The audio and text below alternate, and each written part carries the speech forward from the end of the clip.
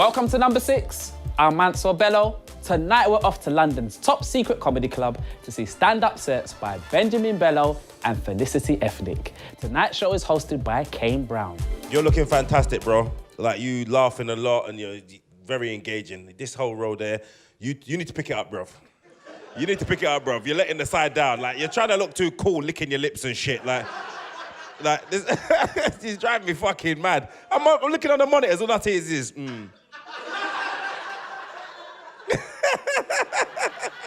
While Kane was out front, I spent time backstage with Benjamin. Benjamin. Yes, that's true. Bankole. Bankole Bello. Yes. Wow. Yes. And I'm a Bello as well. Are you serious? Yeah. Bankole Bello. Are you serious? My father had so many affairs when he was in Liverpool many years ago. Who's your mother? She's downstairs. I'm not sure if she went to Liverpool, but definitely this is something we need to investigate. Yeah, we're going to investigate. I'll be honest, I like Jamaican people, but we need to fix up our shit, man. I'm being serious. It pisses me off, you know? You go to a Jamaican restaurant and there's pure attitude when you go in there. They ain't never got no change. What kind of business is this, you know? You go in there, you order food, come to £9. You give her £10. How you coming here with them big money for? But she got to owe me £1. No, bitch, give me that back. I owe you 9. Give me that back. My mom is around too. Yeah. This is going to be fantastic. Oh, cool. Let's go and check my out. brother. I found classic man. Thank you. Thank you.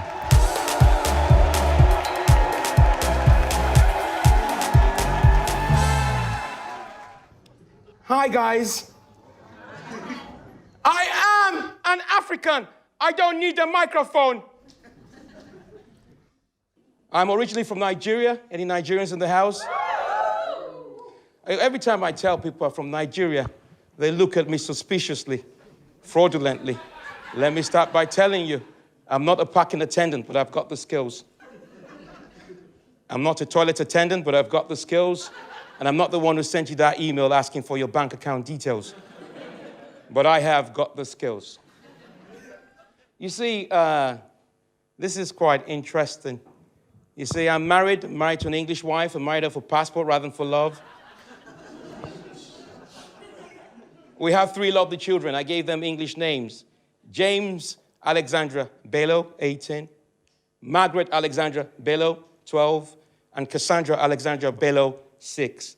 We made love every 6 years based on the government child benefit policy. I've been in this country now for the past 30 years.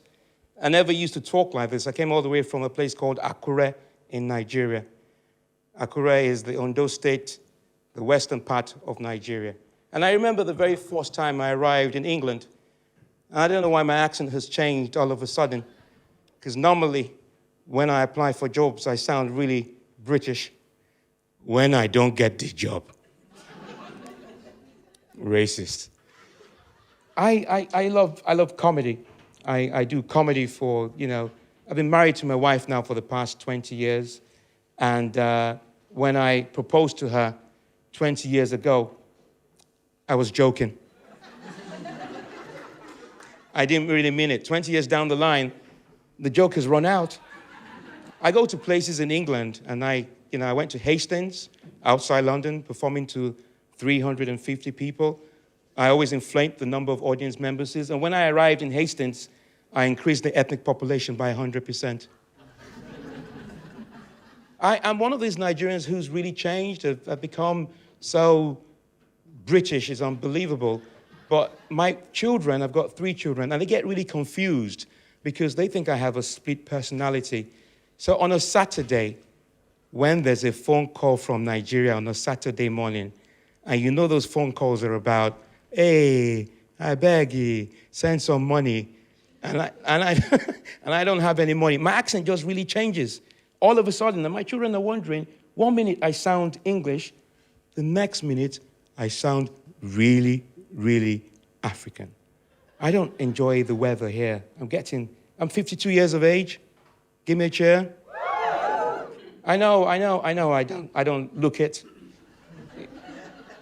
People get confused. Some people describe me as the Idris Elba of comedy. Don't laugh, because my wife is attracted to Idris Elba. And it's like every black woman is attracted to Idris Elba. Every African woman is attracted to Idris Elba. Idris Elba this, Idris Elba this. So I was on the train the other day, because I think I dress extremely well. The government pays for my dressing. And the other day, this woman saw me and she said, oh, yeah, you remind me of Idris Elba. I went back home and I told my wife that, oh, someone saw me and they said I reminded them of Idris Elba. I said, you? All sorts of people here, Indians, people with Brazilian hair, natural hair. You look great in natural hair. Where you from, ma'am? Ghana. Hey, I have no jokes about Ghanaians. That is not racist. Where you from, sir? Jamaica. Are you serious? Salt and ackee fish. I used to have this Jamaican girlfriend. I know it's ackee and saltfish. I used to have this Jamaican girlfriend, and when I arrived here, before I arrived, my mom said, avoid Jamaicans. Look at what happened to your father. It will break your back, And Nigerians are so respectful. And I remember whenever I met my mother-in-law, she was meant to be my mother-in-law. Every time I saw her, I always prostrated. Every time I prostrated, I didn't know she was cussing me. Every time I prostrated, boom, clat. I used to live in Stratford, now they call it Westfield. When I moved to St. Albans 8 years ago, I thought I was going to suffer racism from white people. I don't actually suffer racism from white people. I suffer racism from black people who haven't seen black people for a while. We have a funny way of greeting each other. So guys, if you have really enjoyed my performance, tell everybody about it. If you haven't, nobody needs to know. Look, you have been a fantastic and wonderful audience. Thank you very much.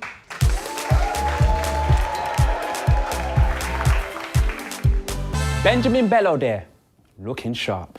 We'll be back at the Top Secret Comedy Club right after the break with Felicity Ethnic.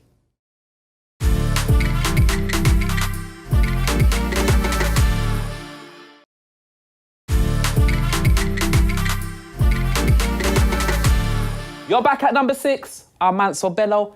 Let's get straight over to the Top Secret Comedy Club where Felicity Ethnic is about to take the stage. How are you, love? I am good. Now I've seen you. Listen, I've been watching you. I've been watching you. Listen, I never had a thing for Rastas, but when I saw you, I said, you know what? Yes, Dread, Bob Marley and all of that. You look like you're going to pass out because... Are you a vegetarian? You don't look like you eat meat. I'm just saying, you look like you are a vegetarian, innit? I can see it. I can see it. Like, clear skin and no energy. I can see it.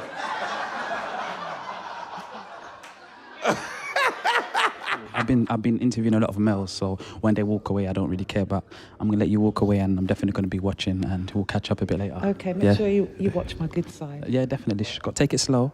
Work it, girl. How you treat me down, man? Hello, everybody! Oh, this is really nice, isn't it? I'm the exotic part of the evening. And so I hope you enjoy. Anybody single? Any single people? Make some noise, single people, man. Make some noise. Come on. Make an effort, I know you're single. You don't need to be sad.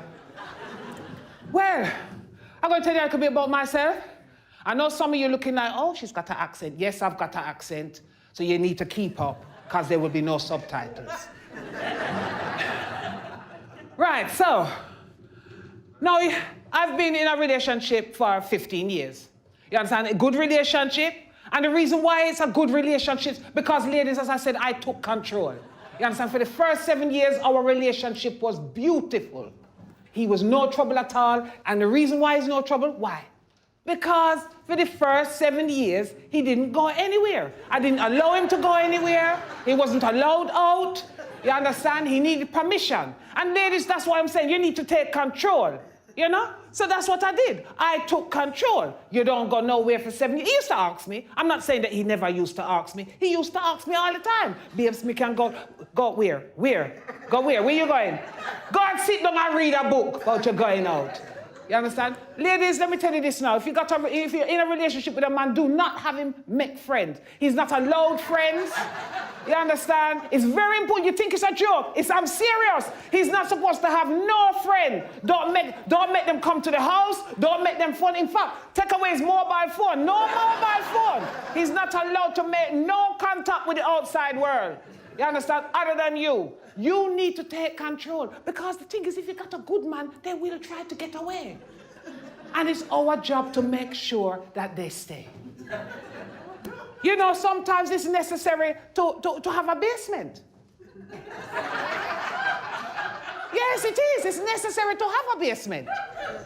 You know, and I really and truly, I honestly believe that the government should allow us women to kidnap a good man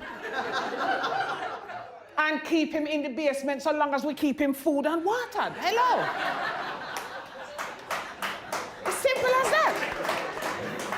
So you can imagine now, you know, as I said, I'm there with my man 7 years. Everything is working fine. You know, he's not going anywhere. He's not socializing with everybody. We're in love. Everything's good. And because you know how it is, if the man is behaving well, you know what we do? We give them allowances. So he came to me and he said, babes, the work company having a Christmas party. I said, all right. You carried on good for the house all the last 7 years. You can go to the Christmas party. Go on to the Christmas party.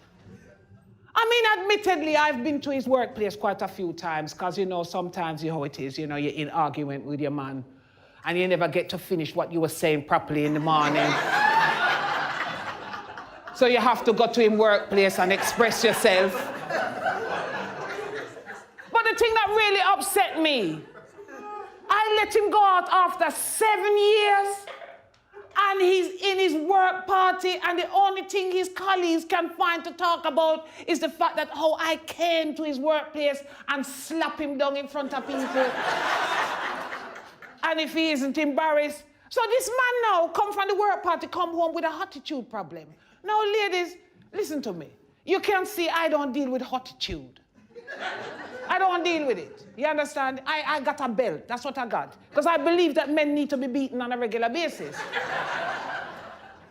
So, you know, I shut down the attitude because, you know, not in my house. Yes, he's working, he's paying some of the bills, but not in my house. You understand? You need to know when you can talk from when you can't talk. So anyway, as I said, for the first 7 years, everything was fine. We was in love. He came back that night, it was an attitude problem, but we worked through it. Admittedly, I did ground him for the next 3 years. Anyway, came up again, you know, something came up. He said to me, oh, babes, can I go out?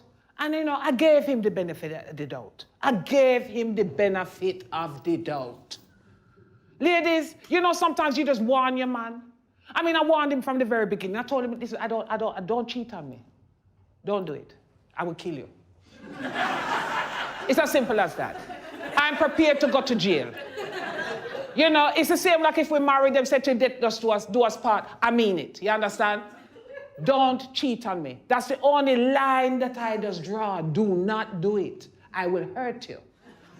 But it's like this man didn't listen. You know, it's like when them out with their friend, you know, and the things that hurt me, he wasn't even out with his friend. He asked me if he can go out. I said to him, yes, because he was warning good. Him go out, 2 twos. The thing is, men, let me tell you this now. You feel you can have a woman that you live with in Brixton and have another woman over North London and think we're not going to find out? Let me just break it down for you. We have friends everywhere.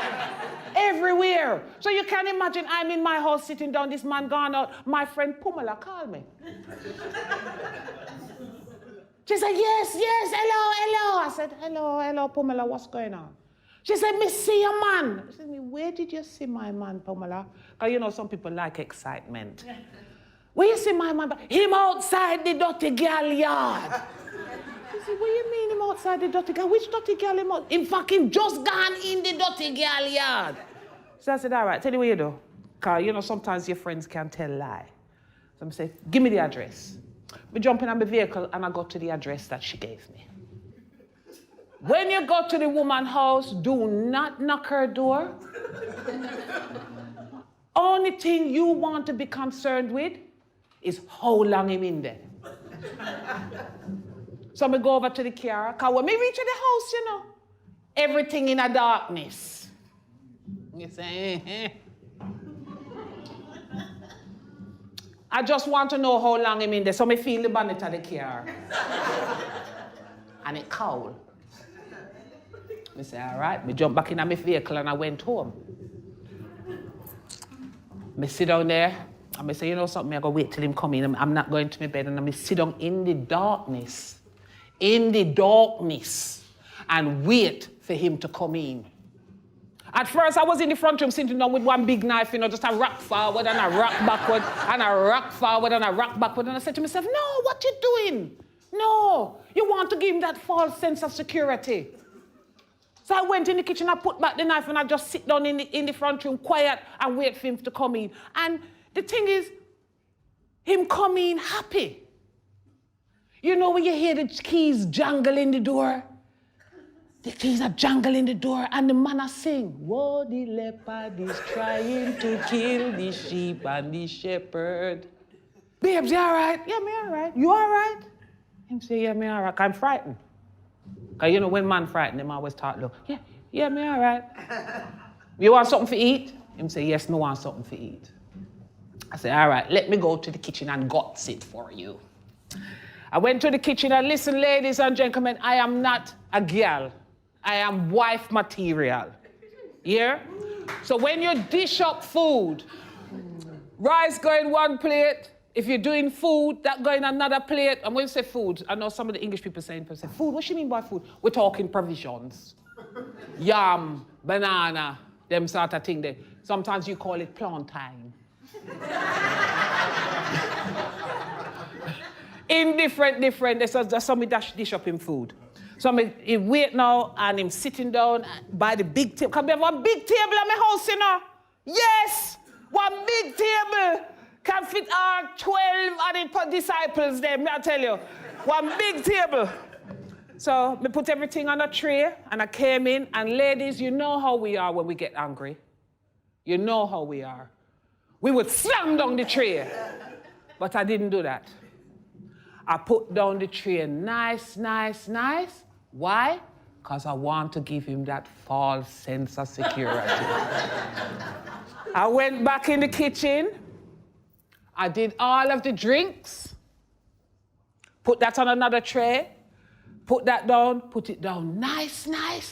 Because I want to give him that false sense of security.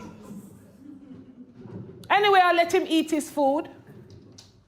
After a little while, the N-word, itis come in, and him ready for shower and have him bath. So him turn around and said to me, yeah, babe, says, all right, you know what I'm going now, right now, yeah? I go bathe my skin and go lie down. And I say, yes. Him say, yes. I say, go on. And I downstairs, you know, I say to myself, yeah, I'm going upstairs, go bathe my skin. I make him bathe and lie down, sleep for 45 minutes. That gives me enough time to get myself together and decide what I'm really going to do about this situation that this man have no idea that I know about. You understand? So I let him sleep for 45 minutes. Then I got up from downstairs, because by this time I was washed up the dishes, because I do not leave dishes in my sink overnight. Yes, that's a girl thing. Yeah, real woman wash dishes before them go to them bed. Kitchen for clean a morning time, ready for breakfast. Anyway, I did them, I make him sleep for the 45 minutes, I say. And then I went upstairs, I had my shower, put on my negligee, went into the bedroom, I see him lie down there, naked as the damn barn. I was excited. I was going, and then I don't know, a rage just take over me. A rage, a proper rage. I look at us, you want cheap on me? All right. I went over to my chest of drawers. I pulled the drawer. I took out my tube, and I came back and super glue him penis to him belly button.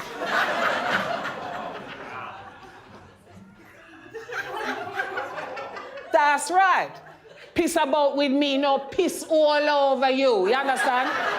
Yes? Because you know every time I'm pissing on face, down. Yes. Don't mess about with me, you understand? I don't play. Some of you ladies need to take a leaf out of my book, you understand? We need to take control with these man. And the things about it, he was too ashamed to go a doctor. For weeks after, he wanted to see me, I sap it with acetone for loosen it from where me did fasten it to. Anyway, ladies and gentlemen, that's my time. My name's Felicity Ethnic. Thank you very much and good night. Thank you, Felicity Ethnic, and thank you, Benjamin Bello. We'll be back soon with more top comedy here at number 6.